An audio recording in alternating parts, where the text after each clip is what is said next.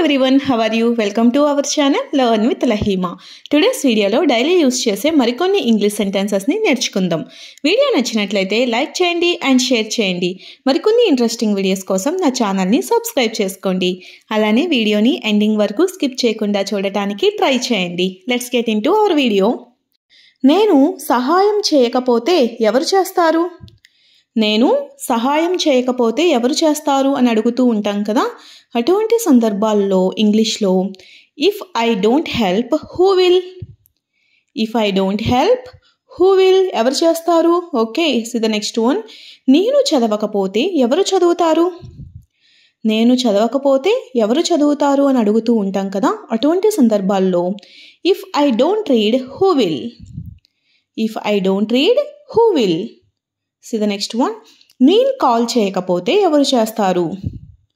నేను కాల్ చేయకపోతే ఎవరు చేస్తారు అని అడుగుతూ ఉంటాం కదా. అటువంటి సందర్భాల్లో ఇంగ్లీష్లో if I don't call who will?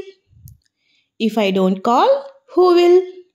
So the next one, నేను చెప్పకపోతే ఎవరు చెప్తారు? నేను చెప్పకపోతే ఎవరు చెప్తారు అని అడుగుతూ ఉంటాం కదా.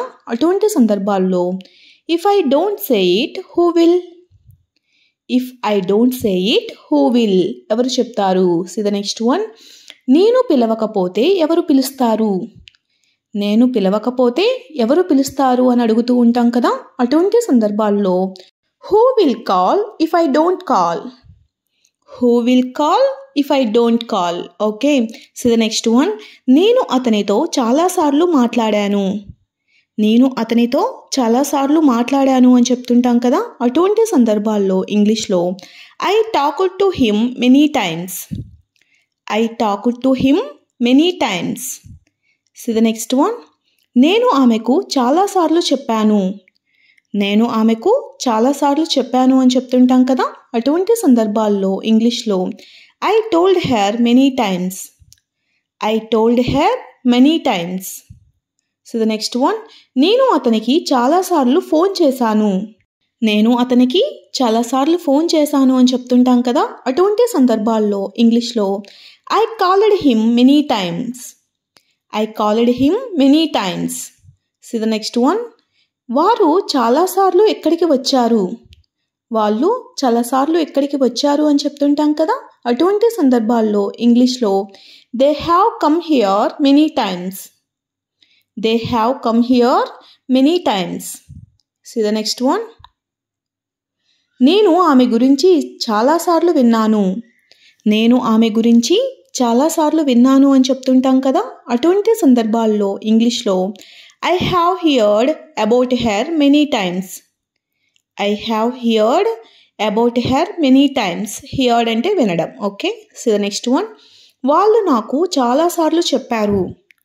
వాళ్ళు నాకు చాలాసార్లు చెప్పారు అని చెప్తుంటాం కదా. అటువంటి సందర్భాల్లో ఇంగ్లీష్లో they told me many times.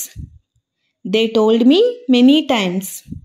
So the next one, అతనికి ఎలా ప్రవర్తించాలో కూడా తెలియదు.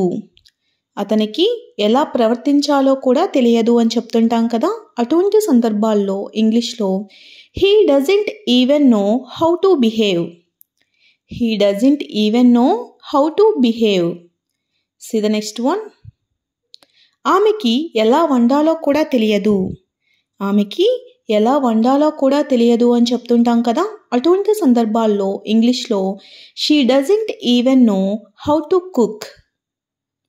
She doesn't even know how to cook. So the next one, అతనికి ఎలా చెప్పాలో కూడా తెలియదు. అతనికి ఎలా చెప్పాలో కూడా తెలియదు అని చెప్తుంటాం కదా. అటువంటి సందర్భాల్లో ఇంగ్లీష్లో he didn't even know how to say it. He didn't even know how to say it. So the next one, వాళ్ళకి ఎలా అడగాలో కూడా తెలియదు. వాళ్ళకి ఎలా అడగాలో కూడా తెలియదు అని చెప్తుంటాం కదా. దీన్ని ఇంగ్లీష్లో they don't even know how to ask. They don't even know how to ask. So the next one, దాన్ని ఏమని పిలవాలో కూడా ఆమెకు తెలియదు. దాన్ని ఏమని పిలవాలో కూడా ఆమెకు తెలియదు అని చెప్తుంటాం కదా. అటువంటి సందర్భాల్లో ఇంగ్లీష్లో she didn't even know what to call it. She didn't even know what to call it. See the next one. నువ్వు అతనితో ఉండాలనుకుంటున్నావా?